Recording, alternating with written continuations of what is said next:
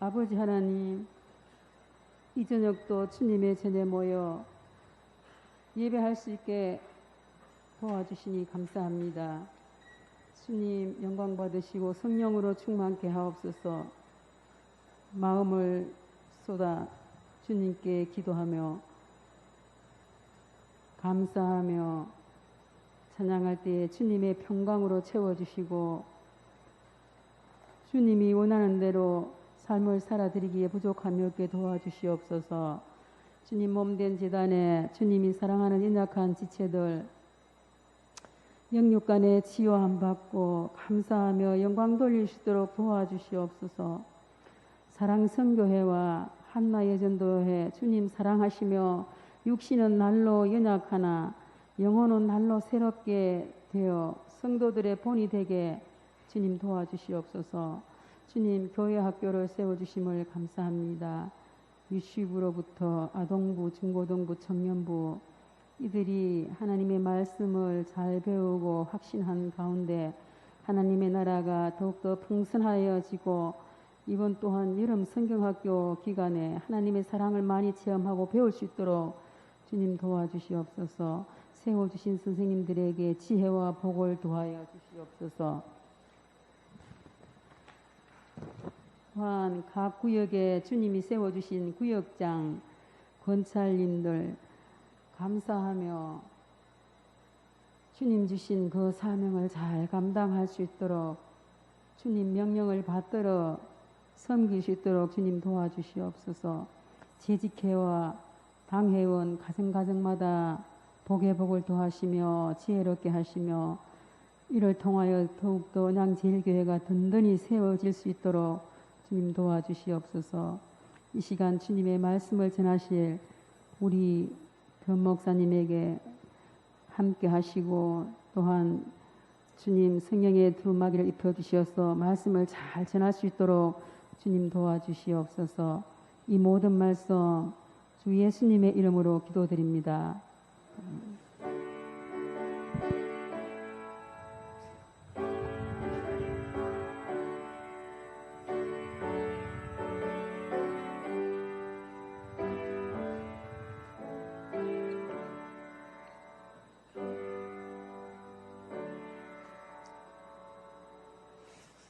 하나님께서 우리에게 주신 말씀은 열왕기하 8장 7절부터 24절까지 보겠습니다.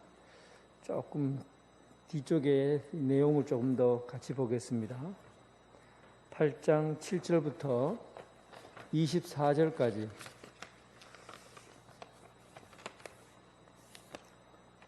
(8장 7절부터 24절) 천천히 같이 교독하겠습니다. 8장 7절부터 엘리사가 다메섹에 갔을 때 아람 왕 벤하닷이 병들었더니 왕에게 들리기를 이르되 하나님의 사람이 여기 이르렀나이다 하니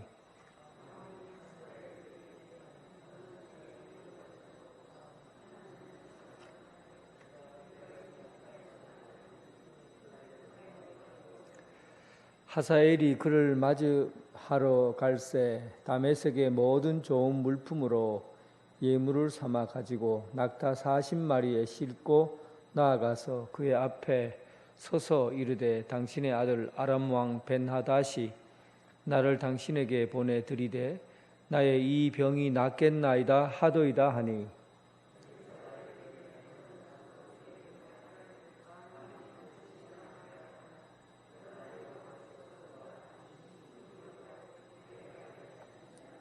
하나님의 사람이 그가 부끄러워하기까지 그의 얼굴을 쏘아보다가 우니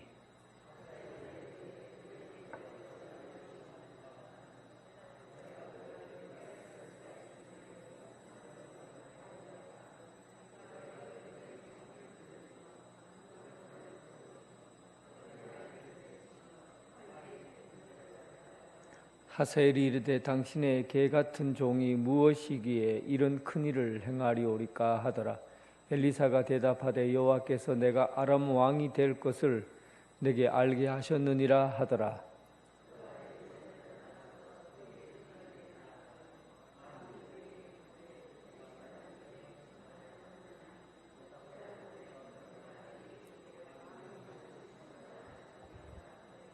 그 이튿날에 하사엘이 이불을 물에 적시어 왕의 얼굴에 덮음에 왕이 죽은지라.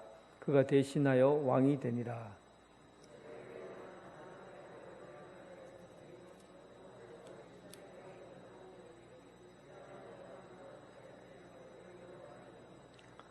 요람이 왕이 될 때 나이가 32세라. 예루살렘에서 8년 동안 통치하니라.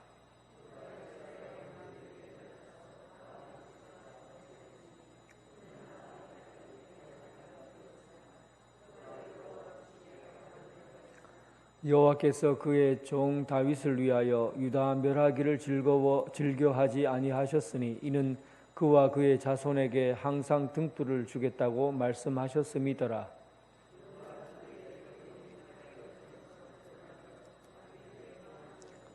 요람이 모든 병거를 거느리고 사일로 갔더니 밤에 일어나 자기를 에워싼 에돔 사람과 그 병거의 장관들을 치니 이에 백성이 도망하여 각각 그들의 장막들로 돌아갔더라.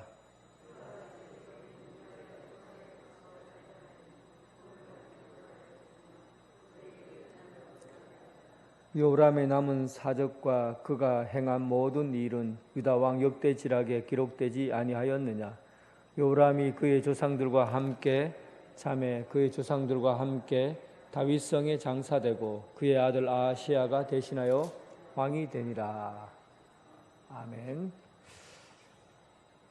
오늘은 두 부분을 같이 보겠습니다. 엘리사와 아람 왕 베나닷의 죽음, 그리고 남유다 왕 여호람의 그의 이야기, 그의 역사적인 이야기들을 잠깐 다루고 그렇게 마치도록 하겠습니다. 먼저 엘리사의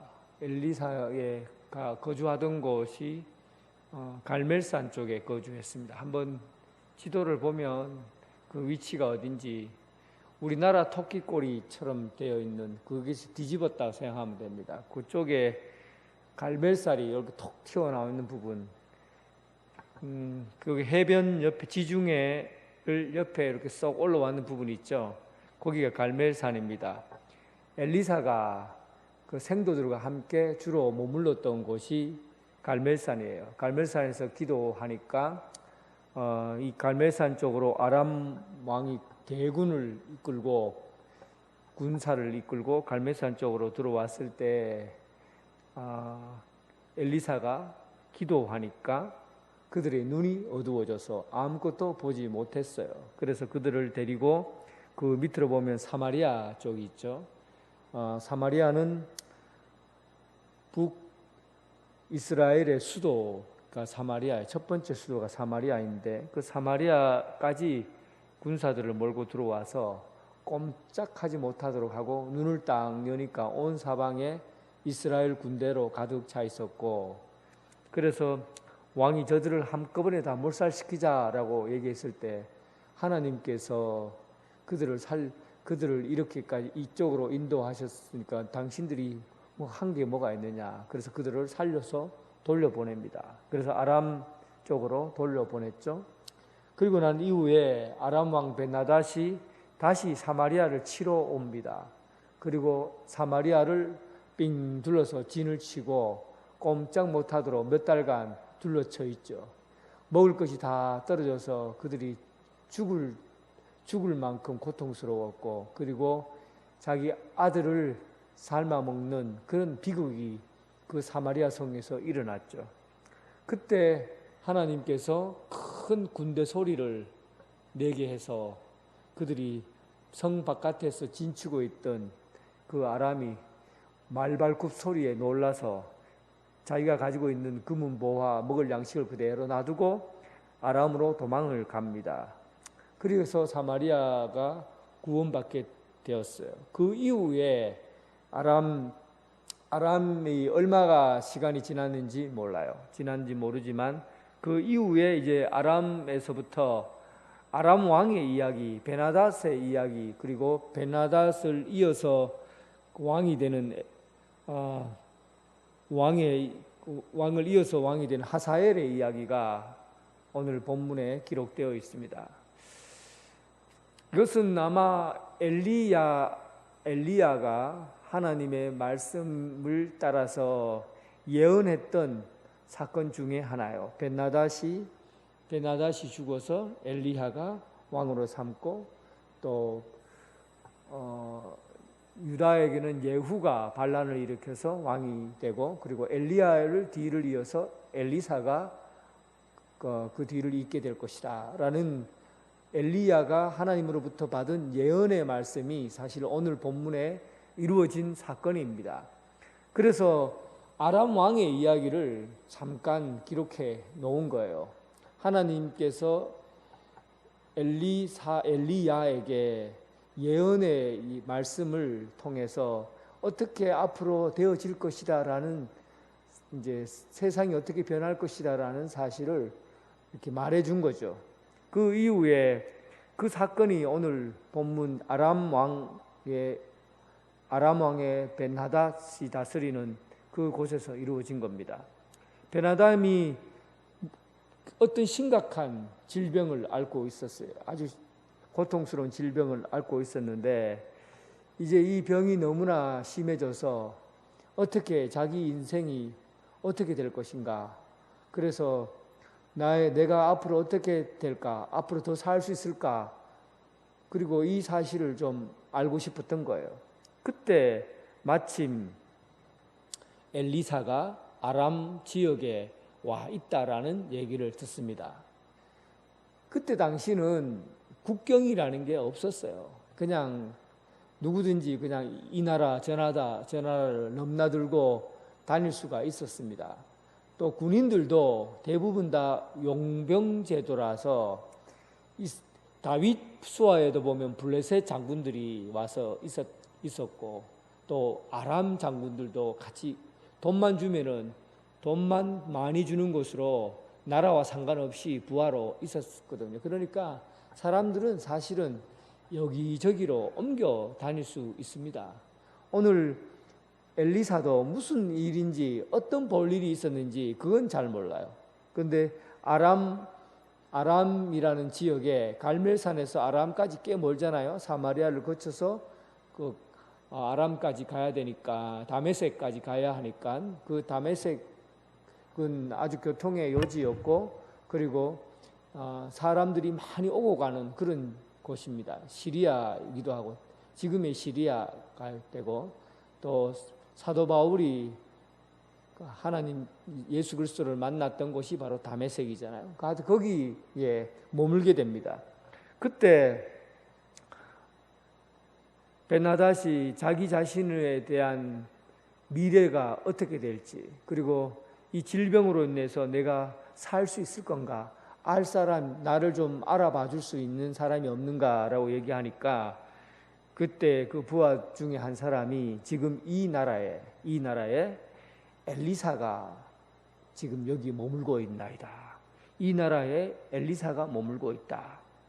이 엘리사가 머물고 있다라는 그 이야기는, 엘리사가 가는 곳마다, 그가 발을 디디는 곳마다 그의 일이 소문이 나니까, 엘리사는 그의 가는 곳마다 그는 사람들에게 드러나는 존재로 그렇게 살 수밖에 없는, 하나님의 사람은 이렇게 드러나는 존재로 살게 되는 겁니다. 아마도 예수님께서 우리 그리스도인들에게 뭐라고 얘기합니까? 너희는 세상의 빛이다. 이 빛이라는 것은 어디 가나 예수 믿는 사람은 드러나게 된다는 얘기예요. 어디에서 무슨 행동을 하든지 간에 예수 그리스도를 믿기 때문에 빛을 갖고 있고, 그 빛은 행실이에요. 우리 예수 믿는 사람의 행실은 다 드러나게 되어 있습니다.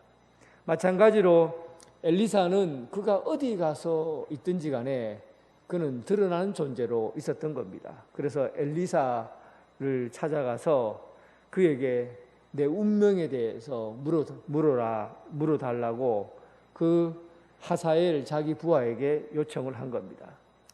그때 이 벤하닷은 왕의 병에 대해서 알아볼 수 있도록 그 명령을 받고 엘리사에게 줄 선물을 낙타에 잔뜩 싣고는 그리고는 예물을 준비해서 가게 된 거죠. 낙타 40마리에다가 물건을 잔뜩 싣고는 자기가 이 감 나가는 것들을 낙타 40마리에 나누어 싣고 그리고 엘리사를 만나러 간 겁니다. 그때 당시에는 하나님의 종을 만날 때는 반드시 선물을 가지고 가도록 그렇게 되어 있어요. 왜냐하면 하나님의 종을 만난다 하는 것은 그들의 입장에서는 하나님의 종을 만나는 것은 하나님 얼굴을 뵙는 거나 마찬가지다 그렇게 생각했기 때문입니다. 그 출애굽 23장 15절에 보면 하나님 앞에 빈손으로 나아가지 못한다. 하나님 앞에 나아갈 때는 언제나 우리가 뭔가 예물을 준비하고 빈손으로 가는 것이 아니라 예물을 준비해서 하나님 앞에 나아가야 된다. 우리가 예배 드릴 때 항상 예물을 준비해서 그리고 예배에 참석하잖아요. 하나님 얼굴을 배울 때 기본적으로 예의를 갖춘 거죠. 그래서 하나님의 종을 뵙는, 종의 얼굴을 보는 것은 마치 하나님 얼굴을 뵙는 것처럼 그렇게 생각하고 이방 사람인데도 예의를 착 갖추어서 그리고는 낙타 40마리에다 짐을 싣고는 그리고는 보낸 것이죠. 하사엘을 보낸 것입니다. 그리고 이 하사엘이 엘리사를 벤나닷이 엘리사에게 짐을 보내면서 그에게 뭐라고 그러냐면 당신의 아들 베나닷이라고 9절에 보니까 자기 자신을 이렇게 소개해요. 당신의 아들 아람 왕 베나닷이 이렇게 소개합니다. 엘리사를 보고 아버지라고 부르는 거예요. 베나닷이 얼마나 오만한지 여러분들 지난 사마리아 성에서 그런 고초를 당하고도 다시 군대를 데리고 사마리아를 치려고 군대를 보냈던 사람이 베나닷이에요. 이스라엘 사람들에게 잡혀서 죽을 뻔한 고비를 여러 차례 거치고 그리고 틈만 나면 군대를 모아서 이 이스라엘을 공격했던 사람이 바로 베나닷입니다. 굉장히 교만한 사람이고 오만한 사람이에요. 그런데 여러분, 베나닷이 질병에 걸리니까 죽을 병에 걸리니까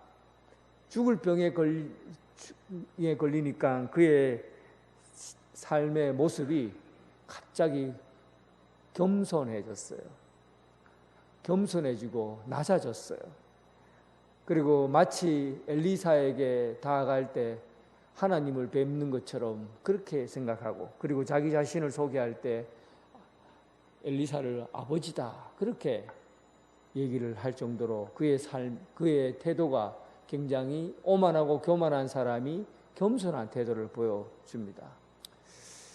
그래서 우리는 어쩌면 이 질병이라는 것 그리고 우리에게 닥쳐오는 이런 전염병과 같은 것들이 오늘날 인류에게 주는 메시지가 있어요. 그러니까 한 사람, 한 왕의 교만을 꺾을 때 어떻게 꺾습니까? 그에게 질병을 통해서 하나님이 그의 교만을 꺾으시는 거예요. 어떻게 보면 우리가 경험하는 인류에 닥쳐오는 이 코로나와 같은 이런 질병은 이건 제가 오늘 말씀을 통해서 깨달은 거예요. 오늘날 우리가 겪고 있는 이 코로나와 같은 이 질병은 우리에게 어떤 메시지를 주는가? 인류의 교만이에요. 인류의 교만을 치시는 것이죠. 우리가 얼마나 교만했어요. 과학이 발전하고 돈 좀 벌었다고 해서 점점 사람들이 하나님을 무시하는 거예요. 우주로 비행선을 발사하고 그리고 과학기술로 인해서 어디서나 어떤 곳이든지 가장 빠르게 갈 수 있는 그런 하나님과 같은 힘을 지닌 인류에게 인간이 얼마나 교만한가 하는 것을 이 코로나라는 질병을 통해서 알려주는 것이죠. 한 왕의 교만을 어떻게 꺾습니까? 그에게 죽음이라는 그 위협적인 질병을 통해서 자기 자신이 겸손해지고 낮아지는 것을 보고 하나님을 의지하지 않고는 살 수 없다는 것을 알게 해 주었잖아요. 마찬가지로 우리가 겪고 있는 이 큰 재앙과 같은 질병은 너무나 보잘것없고 작은 것이잖아요. 인간이 분해를 하지 못하는 것이었고, 그리고 인간이 만들지 못하는 것이었고, 모든 생각을 다, 모든 것들을 다 인간의 힘으로 건설할 수 있고 만들 수 있고 그렇게 할 수 있는 그런 시대가 되었는데, 정작 눈에 보이지 않는 작은 전염병 하나도 우리가 이렇게 통제를 하지 못해요. 우리 인류가 얼마나 교만했던가 하는 것을 보여주는 그 메시지가 담겨져 있는 겁니다. 하나님께서 이런 질병을 통해서 더욱더 사람을 의지하지 않고 하나님을 의지하고 살라고 우리에게 메시지를 보내주고 있는 겁니다. 엘리사는 오늘 베나다의 사신으로 온 하사엘에게 하나님의 말씀을 가감없이 전해줘요. 엘리사가 이르되 너는 가서 그에게 말하기를 왕이 반드시 나으리라 하고 메시지를 전합니다. 왕이 반드시 나으리라. 그러나 여호와께서 그가 반드시 죽으리라 하고 또 내게 알게 했다고, 반드시 낫는다라고 말하고 또 이어서 그러나 또 반드시 죽는다 이렇게 예고한 겁니다. 죽으면 죽고 살면 사는데 처음에는 반드시 나으리라고 했는데 이어서 또 반드시 죽는다고, 도대체 이런 수수께끼 같은 얘기를 하사엘에게 전해주는 거예요. 이 사실은 베나다시 이 병 때문에 죽지 않고 다른 이유로 죽게 된다는 그런 뜻입니다.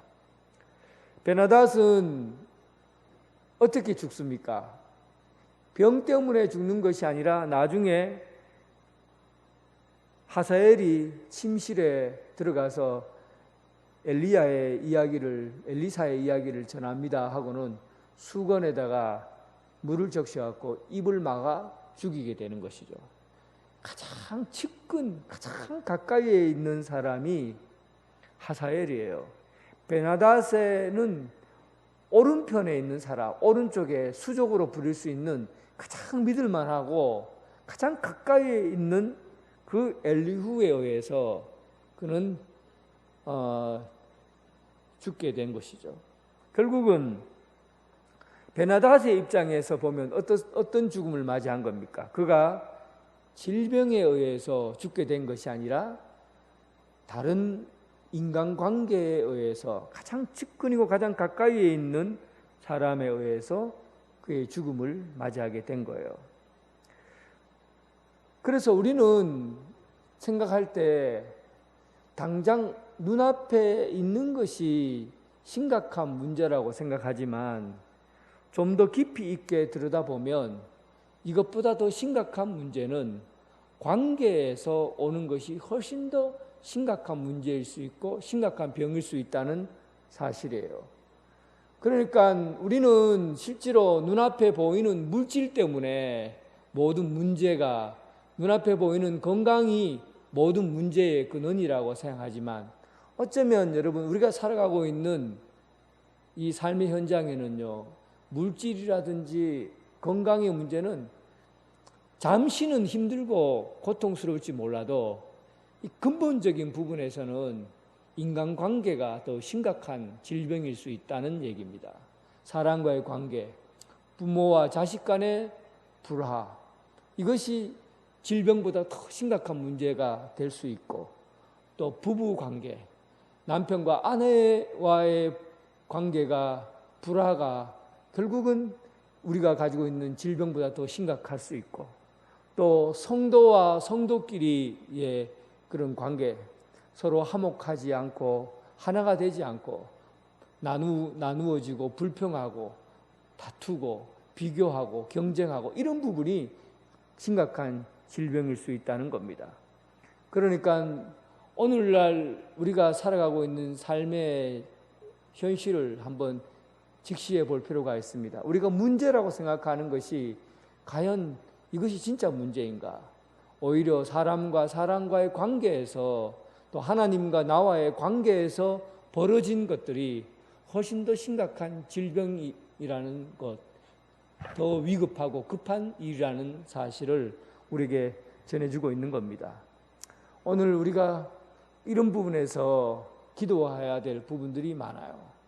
가정을 위해서도 부모와 자식 간의 문제나 또 형제와 형제끼리, 성도와 성도, 이런 이웃과에서 벌어지는 그 관계에서 오는 그것이 건강하게 화목하고 건강하게 믿음 생활을 할 수 있도록 우리는 이런 부분에서 기도할 것이 있다는 겁니다. 훨씬 더 우리 눈앞에 닥쳐진 물질이라든지 건강의 문제보다 훨씬 더 근원적인 부분입니다.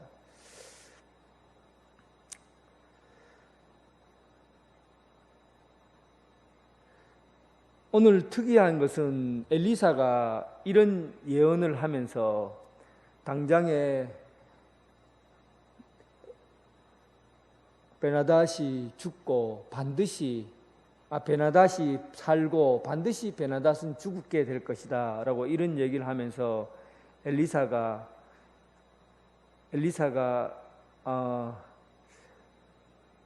하사엘을 보고 계속 뚫어지게 바라보고 있는 거예요. 계속 잠시 동안 부러지게 그 얼굴이 부끄러울 정도로 한참을 바라보고 그리고 눈물을 펑펑 흘리면서 울어요. 엘리사가 우는 모습을 보고 자기가 이상히 여긴 거예요. 왜 저를 보고 그렇게 한참을 바라보고 웁니까? 이렇게 얘기하니까 네가 나중에 저지르는 그 악행을 보니까 내가 도저히 마음이 아파서 견딜 수가 없어서 그렇게 울었다는 거예요. 네가 나중에 이스라엘 백성들을 어린아이부터 노인에 이르까지 다 죽일 것이고 그리고 아이 벤 부녀의 배를 가르는 그런 참혹한 일을 네가 하게 될 것이다. 그러자 하사엘이 이 나와 같이 개 같은 개 같은 내가 왕도 아니고 개 같은 내가 무슨 이유로 그런 일을 하겠습니까? 하니까 엘리사가 네가 곧 왕이 될 것이다. 이 얘기가 엘리야 시대 때 이미 예언하고 준비된 것이었죠. 그 일로 인해서 하사엘이 베나닷을 죽이고 그리고 그의 야심을 드러내게 된 겁니다. 엘리사는 그의 마음에 품은 생각을 이미 알고 있었던 거예요.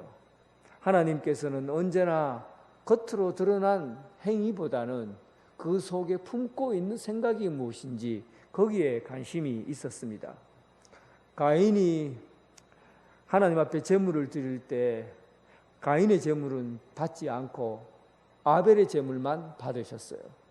가인의 제물을 받지 않았던 것은 제물의 문제가 아니라 가인 마음에 품은 생각을 하나님이 아셨던 것이죠. 그의 마음에 품고 있는 방향이 선한 것인지 악한 것인지 이미 하나님은 아셨어요. 그래서 가인의 제물을 받지 않는 겁니다. 결국은 신앙생활은 어쩌면 겉으로 드러난 행동 이전에 내가 무엇을 품고 믿음 생활하는가, 이게 굉장히 중요한 겁니다.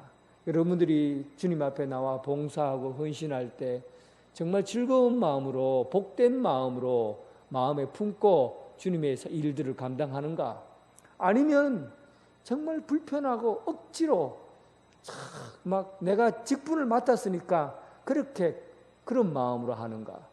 하나님은 그 마음의 중심을 보셔요. 내 마음의 동기를 본다고요. 내 마음에 무엇을 품고 있느냐에 따라서 그의 행위가 결정되는 겁니다. 여러분, 주님 앞에 헌신하는 그 마음을 자발적이고 즐거운 마음으로, 기쁜 마음으로 주님의 일들을 감당하는 여러분 되시길 주님의 이름으로 축원합니다. 그리고 열왕기 8장 16절에서 29절에는 남유다의 왕 여호사밧을 이어서 그의 아들 여호람 왕이 됩니다. 그 여호람 왕이 될 때 나이가 30세였고 예루살렘에서 8년 동안 통치하게 돼요. 이 여호람의 결정적인 실수가 한 가지 기록되어 있습니다. 여호람 이 유다의 왕들은 다윗의 영향력으로 해서 다윗의 아들들에게는 내가 끝까지 책임지겠다라는 하나님의 말씀이 있었어요. 그런데 여호람은 하나님 앞에 결정적인 실수를 하게 됩니다. 그것은 바로 그의 아내를 아합의 딸을 데리고 그의 아내를 삼았어요.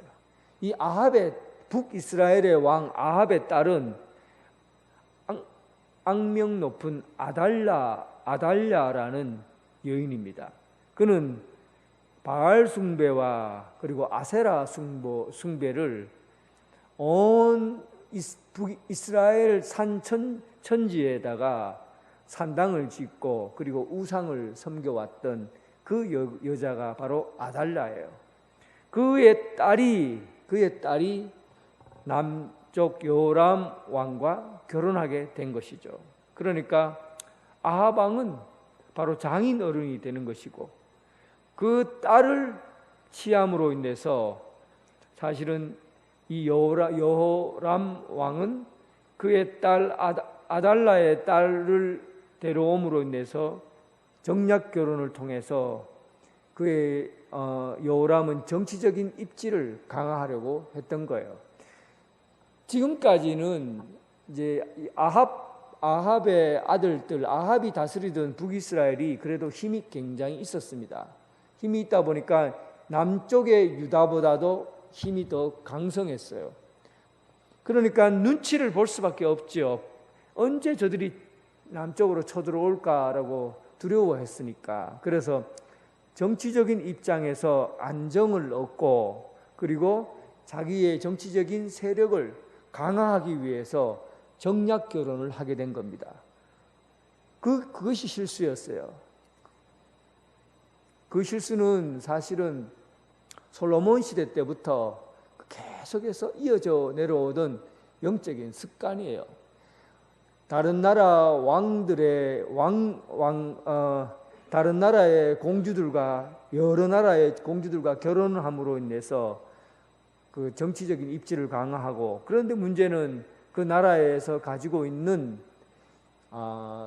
종교가 같이 들어오게 된 거잖아요. 그때 아합의 딸은 바알과 아세라를 섬기는 그런 계통의 여자였으니까 그 일로 인해서 남쪽 유다에도 이방 신전이 들어오게 되고 그리고 우상을 섬기는 일들이 잦아지게 된 겁니다. 이런 일이 굉장히 심각한 문제로 대두되게 됐고 가장 결정적인 여호람의 결정적인 실수가 된 거예요. 하나님을 의지해야 되는데 정치적인 수단 그리고 군사력을 의지하고 그리고는 아합의 딸들과 결혼함으로 자기 나라의 안정을 찾으려 했던 겁니다. 여러분, 가정의 미래는 하나님을 의지하는 데 있습니다. 하나님을 의지하는데 가정의 안전이 있는 거예요. 사람들은 굉장히 뭐든지 현실적으로 대하려고 합니다. 요즘 젊은 청년들이 결혼할 때쯤 되면 제가 유심히 살펴보는 게 있어요. 사실은 대부분 많은 사람들은 결혼 대상자를 선택할 때 사회적인 지위라 직업 이런 부분에 초점을 많이 맞춰요. 왜냐하면 먹고 살아야 되니까. 먹고 살려고 하니까 좋은 직장을 가지고 그래도 있는 그런 사람을 선택하려고 그렇게 만나려고 해요.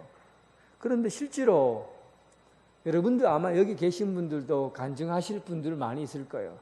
살아보면 내가 우리 특별하게 뭔가 가진 것이 없고 뭐 특별하게 뛰어난 것이 없어도 신앙만 좋으면 끝내 그 가정이 아름답게 성장하고 또 행복한 가정을 이루는 것을 여기 있는 분들이 경험했잖아요.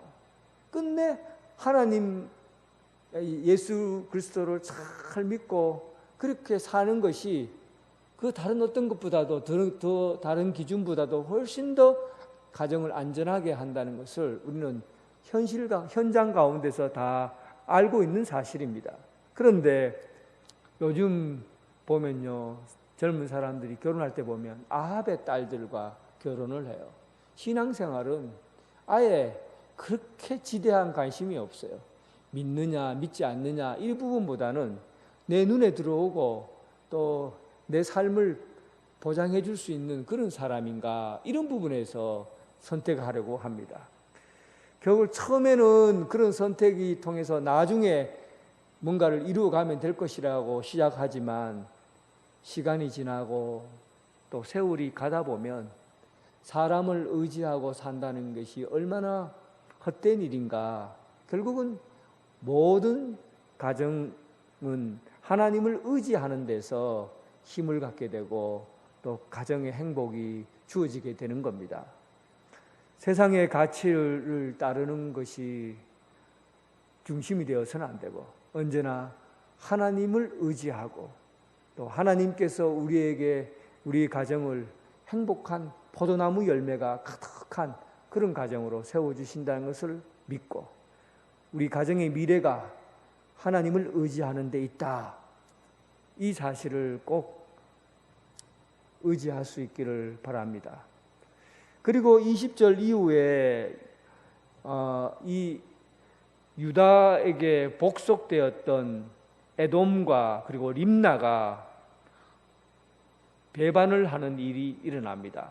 그러니까 그때 당시에 림나와 그리고 에돔이 유다에게서 조공을 바치고 있었거든요. 그런데 이들이 유다가 힘이 빠졌다라는 것을 알고는 사실은 이것을 하나님께서 이들을 배신하게 하심으로 이 유다가 큰 어려움을 겪게 되었다라는 것을 알려주려고 하는 겁니다.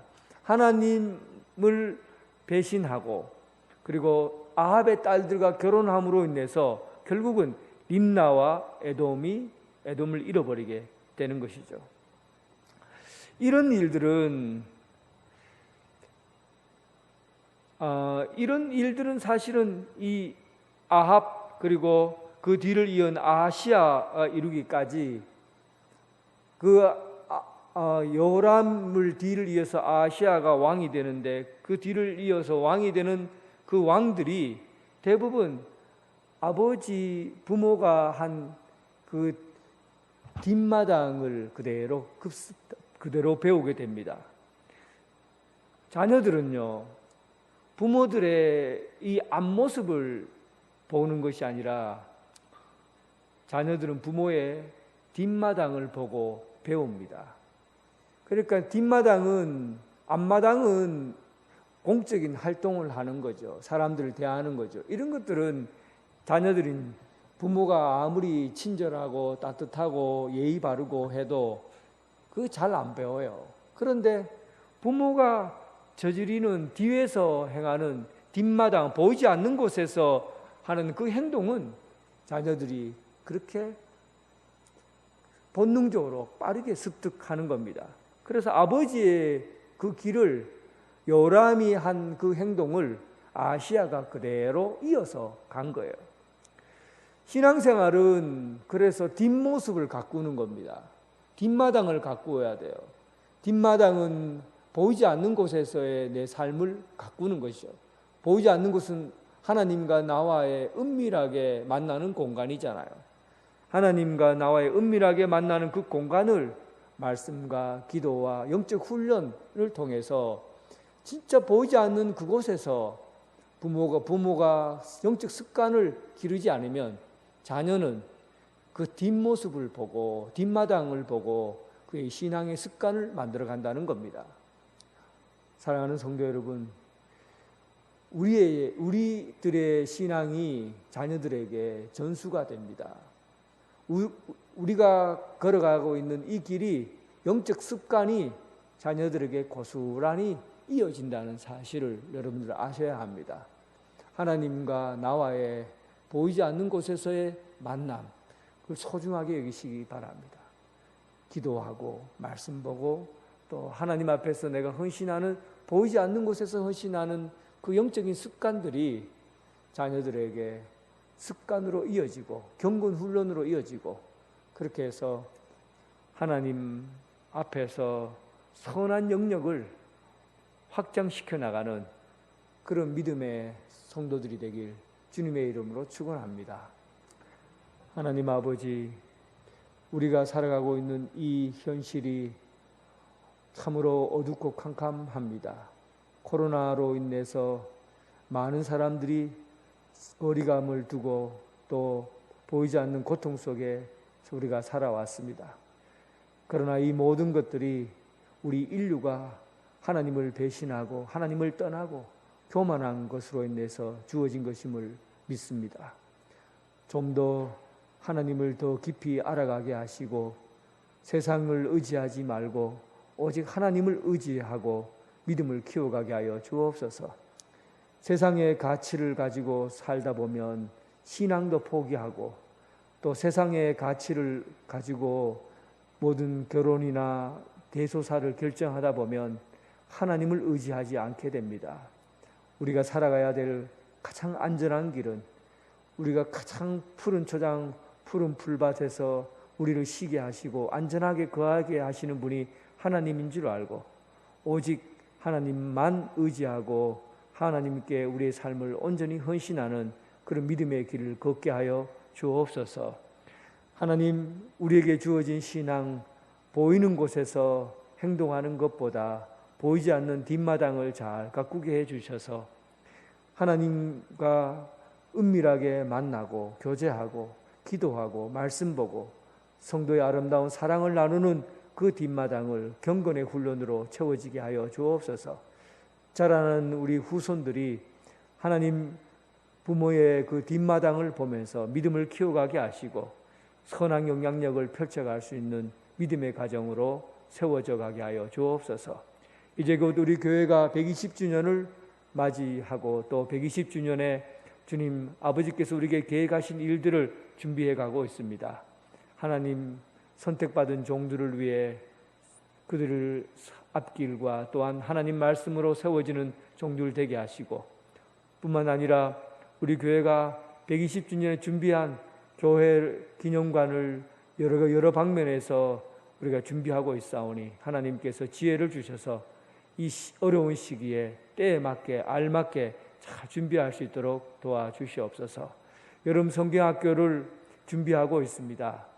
어릴 때부터 하나님을 알고 하나님 말씀을 먹고 자라나는 아이들, 우리 이 나라 이 민족을 세워가는 중요한 기둥과 주춧돌이 될 줄 믿습니다. 여름 성경학교를 통해서 하나님의 자녀들이 잘 말씀으로 잘 양육받게 해주셔서 믿음의 교회로 세워져 가게 하여 주옵소서. 예수님 이름으로 기도드립니다. 아멘. 교회 학교, 여름 성경학교 및 수련회를 위해서 기도해 주시기를 부탁드리겠습니다.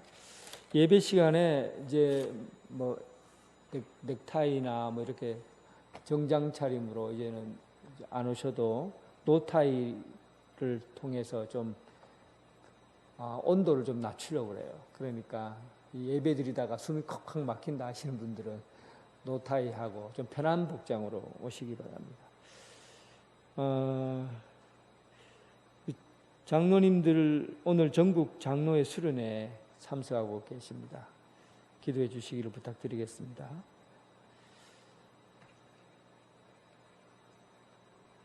이번 주 오는 주일날 성찬 예식이 있습니다. 코로나 기간 동안에 성찬 예식을 집례하기 참 어려웠는데 이번에 성찬 예식을 하려고 합니다. 성찬식을 위해서 기도로 준비해 주시기를 부탁드리겠습니다. 찬송가 358장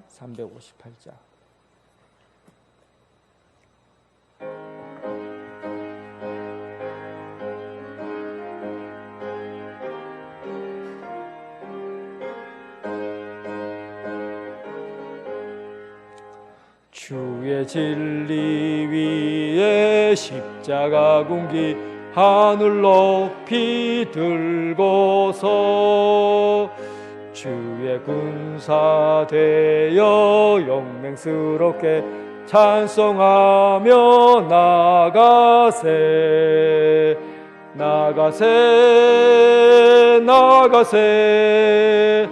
주 예수만을 위하여 목숨까지도 바치고 싸움터로 나가세 원수들이 비록 강할지라도 주의 군기 붙잡고 주의 진리 위에 용기 다하여 분발하며 싸우세 나가세 주 예수만을 위하여 목숨까지도 바치고 싸움터로 나가세 산과 들과 바다 가는 곳마다 주의 군기 날리며 반갑고도 기쁜 승리의 소식 온 세상에 전하세 나가세 주 예수만을 위하여 목숨까지도 바치고 싸움터로 나가세 원수들은 이미 예수의 손에 하나 없이 피하고 주의 군기만이 영광스럽게 온 누리에 날리네 나가세 주 예수만을 위하여 목숨까지도 바치고 싸움터로 나가세. 오늘은 구역장 모임은 쉬도록 하겠습니다. 여러분들이 구역 모임에 관해서 잘 정리해 주셔서 제가 확인 잘하고 있습니다. 주님 가르쳐주신 기도로 예배를 마치도록 하겠습니다. 하늘에 계신 우리 아버지, 아버지의 이름을 거룩하게 하시며 아버지의 나라가 오게 하시며 아버지의 뜻이 하늘에서와 같이 땅에서도 이루어지게 하소서. 오늘 우리에게 일용할 양식을 주시고 우리가 우리에게 잘못한 사람을 용서하여 준 것 같이 우리 죄를 용서하여 주시고 우리를 시험에 빠지지 않게 하시고 악에서 구하소서. 나라와 권능과 영광이 영원히 아버지의 것입니다. 아멘.